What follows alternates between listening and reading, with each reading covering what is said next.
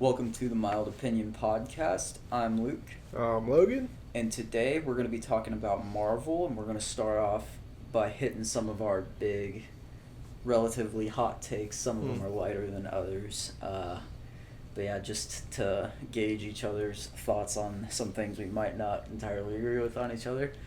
But I'm going to start off with one here.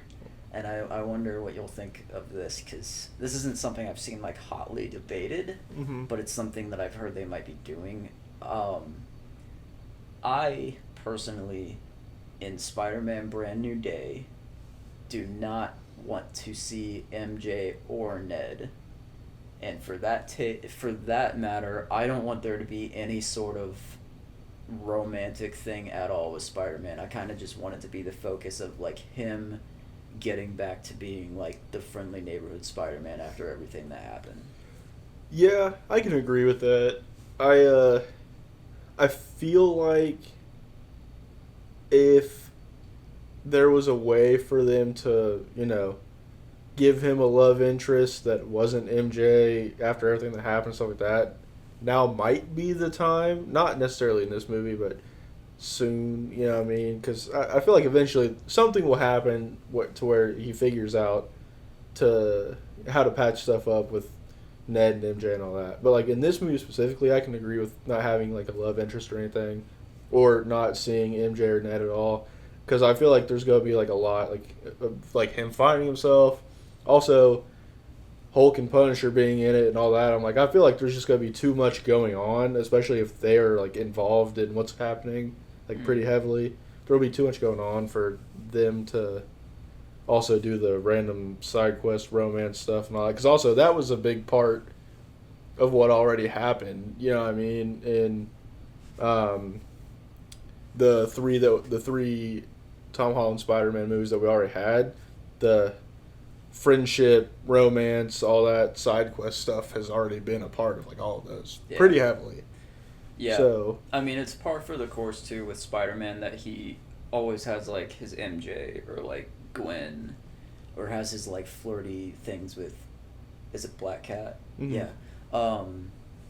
And so with that, I'm like, yeah, absolutely, like flesh that out a ton, but I think with where things were left, it would be a disservice to what they have set up to just right away jump back to, okay, now he's like undoing what he did, because he did that to save like all of mankind. At the end, he like he let them be what he perceived to be happy, like at the expense of his own happiness.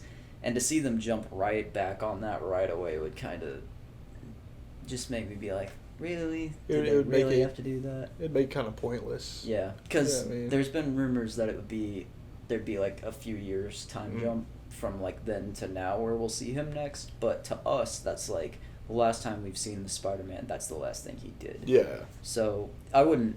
This isn't to say I would hate that. Yeah. I would just kind of be like, there's so much more you could have done to develop his character to a point where, if that were to be the case where he is trying to do that a little farther down the road, it would be much more of a like positive payoff to me. Yeah, I agree. Well, and also with that, I just feel like that would make everything that he done at the end of last movie not mean as much. Because like you said, for us, even if there is a time jump in like the continuity of what's going on in the story, for us, the last thing we saw was him sacrifice literally everything, and then the next thing halfway through or like the end of the next movie or whatever, he gets it all back. So it's just like, yeah, all right, yeah. But yeah, that's my first take. I've got about 5 that I wanted to hit. I don't know how many you got, so I've got a couple lined up. I can do another one, or I can bounce it over to you. I can do one of mine. Alrighty. Mine is also about Brand New Day. Alright. I am not really fond of the idea of Hulk being in this movie at all.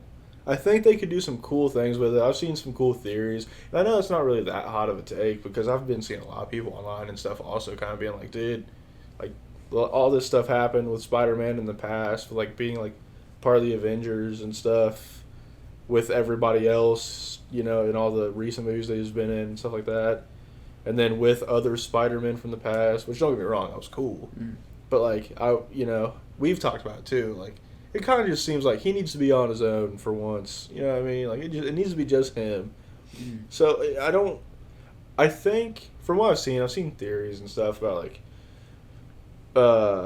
Mr. Negative tapping into Hulk's mind and turning him into a rage monster again, which wouldn't be terrible. I've seen other stuff. I've also seen the crazy theory that the Punisher gets a hold of the symbiote, and then they need Hulk to help with that and stuff like that. Oh my gosh. Yeah, I've seen all kinds of stuff, which some of that stuff could be cool, but also I don't think the Hulk is necessary for the newest Spider-Man movie. I would rather it be more of like a lower power scaling, street tier kind of. Yeah. I feel like with this movie in particular, just on that note, that they're purposely like letting out a bunch of leaks that a lot of them probably are fake to throw people off. And I could even see it being a thing where when No Way Home came out, people basically knew Toby and Andrew were going to be in it, but they didn't like confirm it. They were just like, here's some of their bad guys. I'm expecting, honestly, with this movie, that they might not show you who the main bad guy is going to be, even by the time the first trailer comes out. So I'm expecting the first trailer to come out, and them to kind of just have him show, like, a few snaps of Spidey doing Spider-Man things. Maybe the Punisher says a few lines, and then I'm expecting to see, like, Hulk just, like, smashing through crap, and you won't really know what's going on. I'm expecting that first trailer to come out and be like, what the heck is going on in this? That looks so weird. Yeah, I could get that. Yeah. I mean, I wouldn't hate that either. We've seen so much stuff already from, like, set photos and, like the web swinging videos that came about here recently and all that, which doesn't really give you a ton, but you can look in the background and see little details and stuff. So I wouldn't mind if some of that stuff would just be, like red herrings and not mean anything, just because I don't want to know everything. And I feel like that's kind of a trend with new movies anyway, which is, that's how it is with social media and stuff. But there's too many movies where you know everything about it before they come out, and I don't really want that. Yeah. Oh. I do agree with your original point, though. I don't think Hulk should be in this movie, because I feel like they're going to use that just as the excuse as to why he's going to go rage again. And I honestly think the best reason for him to go back to that should not be a Spider-Man reason. It should be a Hulk reason, like Betty Ross dying or something like that. Not a Spider-Man villain being like, here's a great way I can screw up Spider-Man's day. Yeah. So yeah, I agree with your original point on that. I think I'm not really too worried about it. I'm expecting it to be a big mystery for a while, what's exactly going on. Yeah, and like I said, I in terms of like Spider-Man and like the concept of the movie and everything, I don't think Hulk should be in it. But that's not to say that I don't think that they will do it well, that he is doing it. Like, he is going to be in it. I don't think the story's going to be bad or anything like that. It's just, in general, I don't think he should be there. He is going to be in it. Not necessarily going to make it bad. It's just not the direction that I would have went with it, I guess. Well, I will hit you here with not my hottest take, but one that I think you might disagree with. And I don't know, you might be like, what the heck about this one?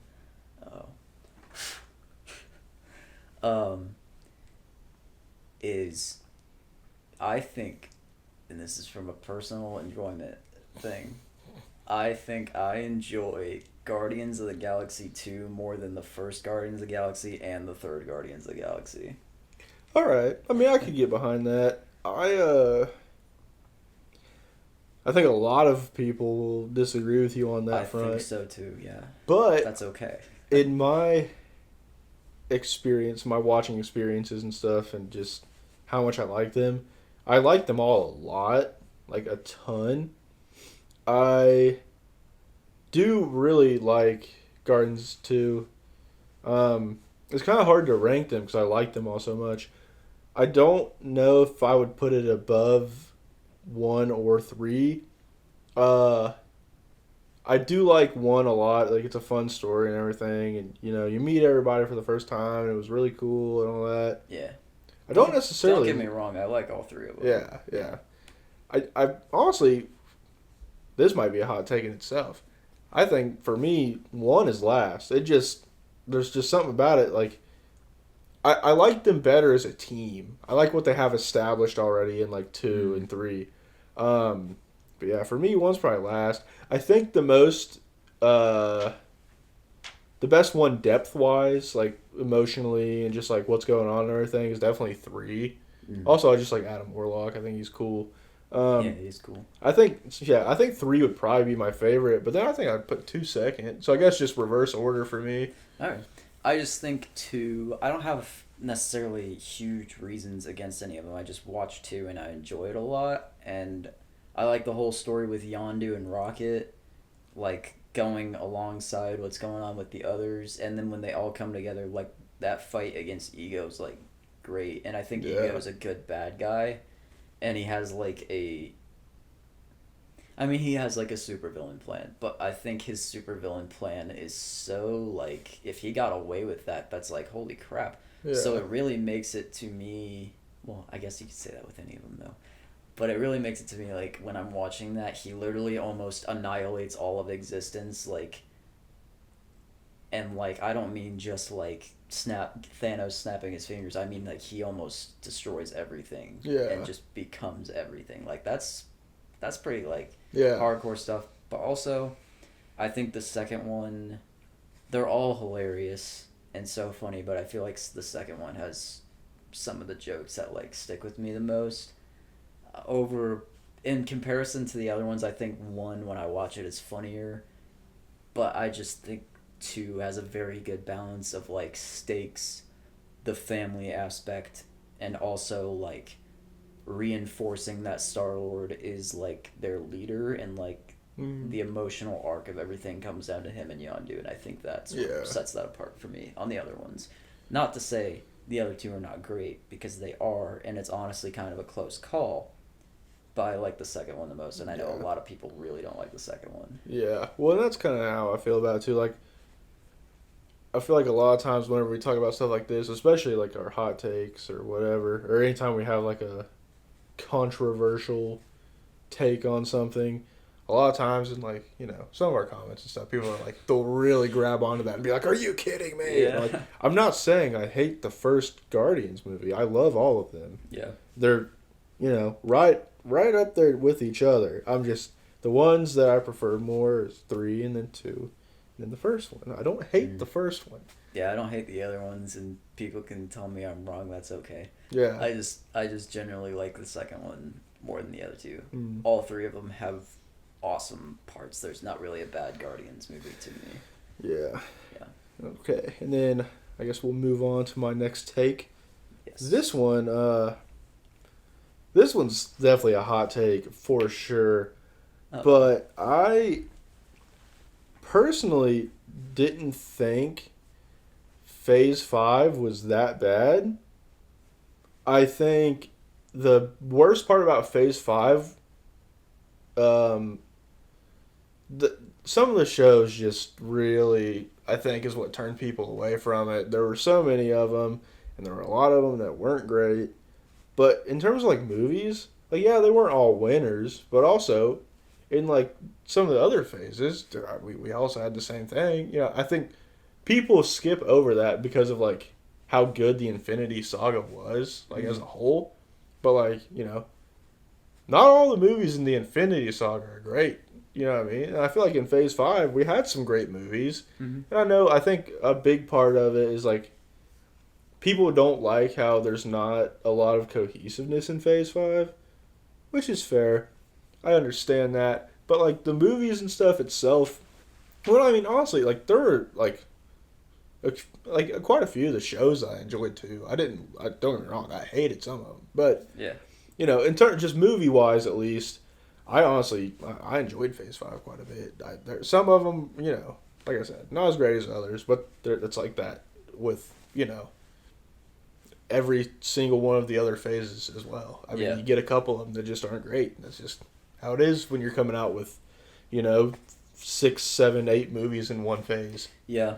And is Quantum Mania in Phase 5 there? Yes. Was that like the? I think that was That like was the the beginning. start. Yeah. Yeah. Okay, so that for me, that movie was like a little too far into like the wacky weirdness of what Ant-Man should be, and a, a lot of that comes down to I just don't like a lot of the character designs in that movie. Yeah. But that movie, when they announced Kang was going to be the main bad guy, and this is back in the day where Kang is going to be the next big bad, I was like, why in Ant-Man? Like, especially as I'm starting to watch the movie, I'm like, how are they going to make him scary?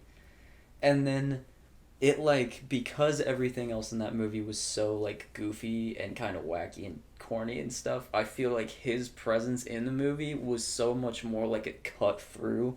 Because especially when he's first introduced and explaining everything and the way he is when he's fighting, and you can see like his rage and everything, it was like so intimidating and like threatening, especially when he's talking about like his history with the quantum realm and like why he's there and everything, and he's got Ant-Man all trapped up and he's talking about what he's gonna do when he gets out. It's like, oh gosh, like this guy's just crazy, and this is just one of him. And then at the ending, of course, you get the here's the rest of him, and that's still something they need to tie up. Unfortunately, it's probably not going to be in the best way, but that's an example of something with Phase 5 where, yes, I think some things went too far in a wacky or goofy direction after Endgame, but a lot of these things that people have the big problems with, I think also have a lot of strengths that get overlooked. Yeah, I agree. I can agree with that a lot. Especially, I've thought this about MCU Ant-Man, and maybe this is a hot take. He's underrated for how heroic he actually is, because in Endgame stuff, it all comes down to him. In the first Ant-Man movie, he's willing to spend the rest of eternity shrinking and not, like, realizing he's alive, basically, for his daughter and, like, the world. In Quantum Mania, he's ready to, like, stop himself from ever getting back to the real world to stop Kang, and, like, Kang whoops his butt for it. So, yeah, I feel like that movie is a good example of, like, these movies still showcasing the best aspects of these characters, just if it's not necessarily in the way people want to see it. You know? Yeah, I can get that. Yeah. Yeah, that's my Phase 5 hot take. Not terrible. Right. I have one here. I don't know if it's a hot take, but I think it's something people could disagree with me on. And this is like by such a thin margin that I say this. I think Deadpool, the first Deadpool movie, so outside of the or before the MCU here, like before that character became a part of it, I think the first Deadpool movie, it's not my favorite superhero movie of all time, I really like it, is the most perfect superhero movie of all time for what they set out to accomplish with the character, how comic booky it is, how well he's portrayed, and just like from beginning to end, he is so much exactly what Deadpool should be and exactly what I want from a character like that in his storyline. I can agree. I think, because also, I mean, as far as origin stories go, same thing. I mean, you get all of like the tragedy of what happened to him, but also he's still hilarious. He still does all the things he needs to do. The villains are cool in that.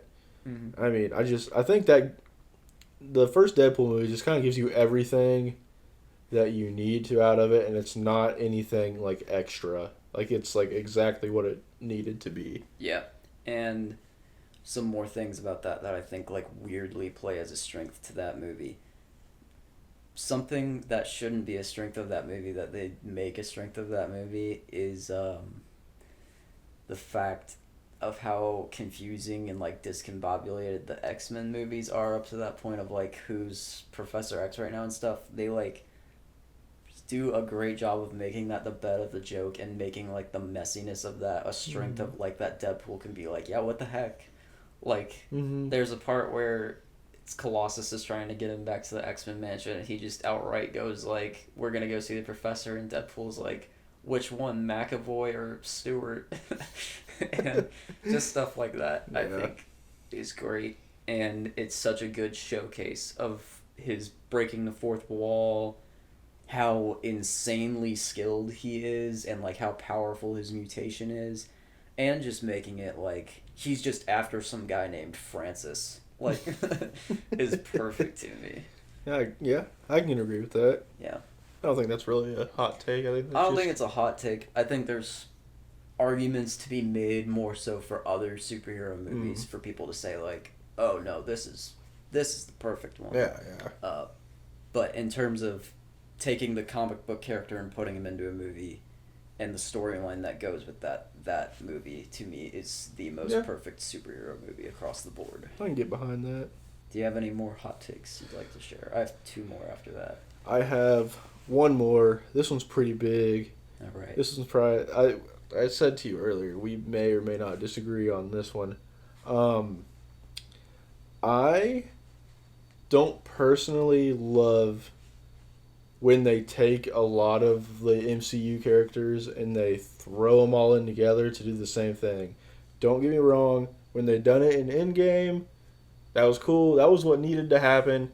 It doesn't need to happen every time.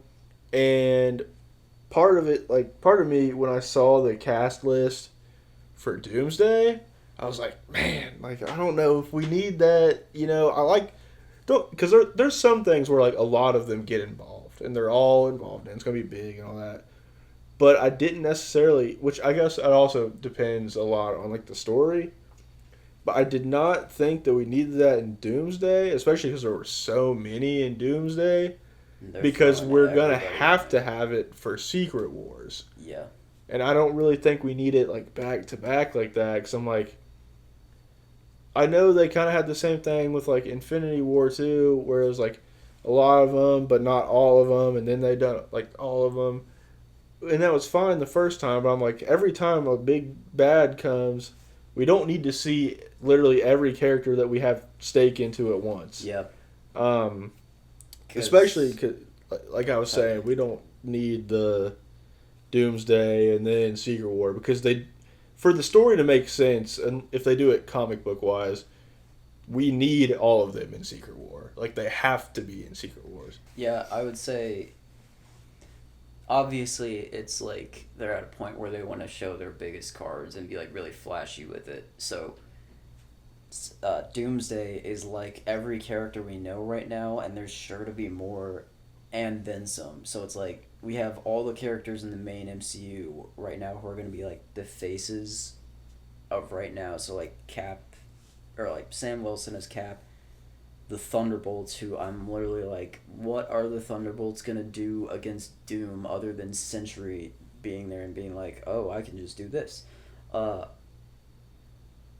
But, like, all of the X-Men and stuff coming in, all of the loose Avengers around there, and then there's characters where it's like, there's been rumors of, like, Moon Knight showing up and, like, Daredevil showing up in this, and I'm like, why? Like, is it gonna be, like, they just, like, show up in a fight scene and are like, hey, I saw this from that building over there. But specifically Moon Knight, I'm like, if Moon Knight's in this, how is he getting over here? Yeah. Like, why would he show up to fight Doom when last time we saw him, he's off under the control of Jake Lockley and I forget what the... Khonshu, yeah. Well, that's just odd to me. Another thing on that front, too, is a lot of the Black Panther characters, not just, like, Shuri herself, but, like, the other, like, Wakandans and stuff are supposed to be in it as well. Mm-hmm. And it's like, that is another thing where I'm like, I feel like that was already played out. We had that whole storyline with the Wakandans' help and all that in Endgame. Like, I feel like you can't go back to them again and be like, hey, gang, let's run it back. You know what I mean? Like, that was played out already. We already had that. Yeah. And like I said, this is kind of, like, very broad. It worked in Endgame and all that. Like, everything they done in Endgame was awesome. I liked it. I appreciated it. I just feel like I don't want this to be, like, every single time. Like, all right, we went through a phase. Here comes everybody again. You know what I mean? Like, I don't want it every time. Yeah, because then it's not like every movie is an Avengers movie. Then it's just like, it's like the ultimate Marvel movie, because it's like, the Avengers in the comic books are just a team. Like, they're not like the Avengers. That means the X-Men, the Fantastic Four, and Defenders, and Guardians of the Galaxy all always are together in the Avengers movies for these big threats. The Avengers themselves are a team. They could be like the A-team of stuff. Honestly, I'm expecting, because Doomsday's probably going to be more of like a part one, kind of like Infinity War was to Endgame. It's going to be Doomsday to Secret Wars. I'm expecting a lot of them to die, maybe.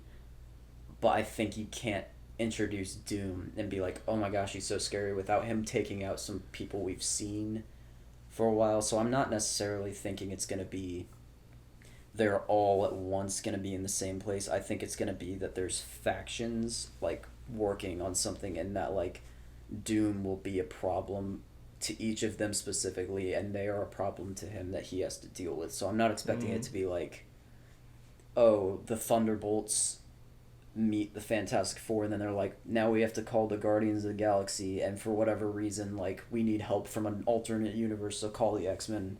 Yeah. And then we'll go find Loki and stuff like that. Yeah. I think it's going to be very much like Team A, Team B, Team C, all working on something related to it, but because they're not a team like they are, like what happens in Infinity War, they're going to lose, and then Doom in the next movie, after he's done the damage of whatever he's going to do, or is still trying to do, they're going to be like, we need to group right now, we're going to lose.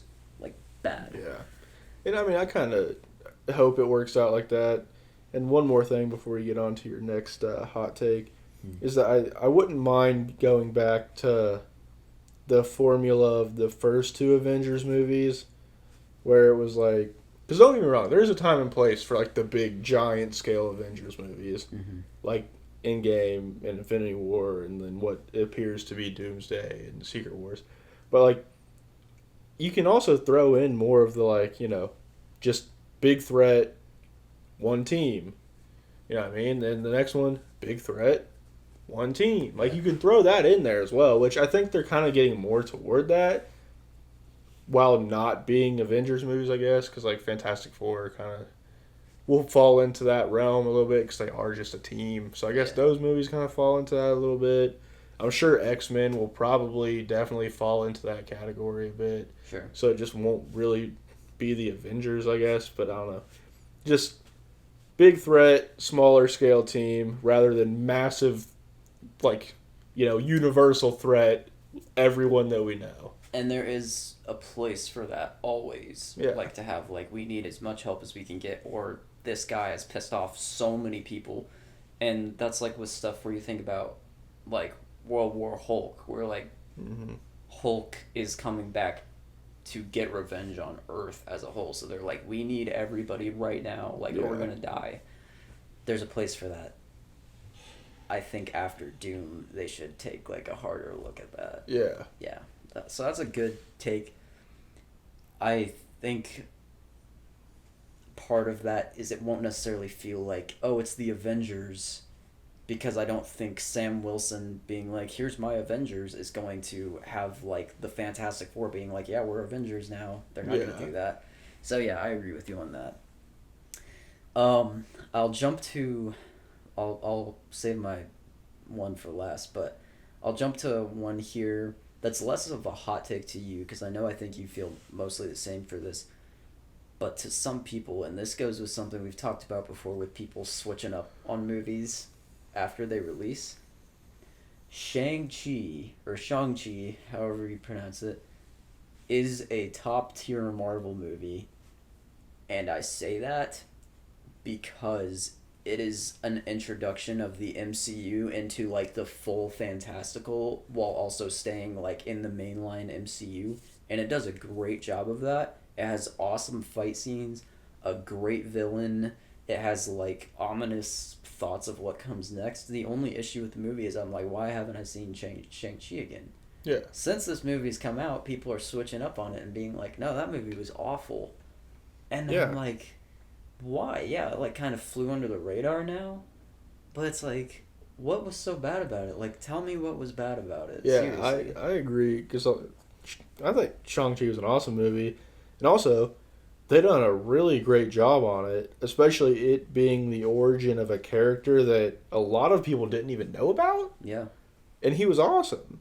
He was awesome. The movie itself was awesome. Like you said, great fight scenes. They go like into the fantastical side of it, and it was cool. You know what I mean? It worked. I didn't hate it. I was entertained the entire time. There was nothing super like, oh my gosh, like I can't believe, you know what I mean? Like there were worse Infinity, like way worse Infinity Saga movies than that, and yet people are still like, oh well, that's terrible, yada yada yada. And just, I know it was kind of, there were mixed opinions on it when it first came out. I think partially just because a lot of people didn't know who it was and stuff like that. But I feel like, I don't know, no matter what big like Marvel movie comes out, there's always kind of like those mixed opinions.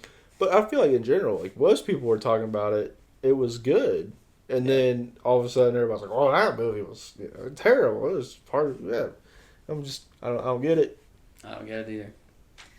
Do you have any more hot takes? I'm very curious to hear what the big one is. I'm not sure how hard you will disagree with this. Okay. Okay. So, this goes all the way back to the beginning of the MCU. Okay. To Iron Man as a character. I think there is not a movie, apart maybe from Civil War, with a better character development for Iron Man than Iron Man 2. And because of that, I think Iron Man 2 is criminally underrated, and I think it is a much better MCU movie than people think it is. And I can explain more if you'd like.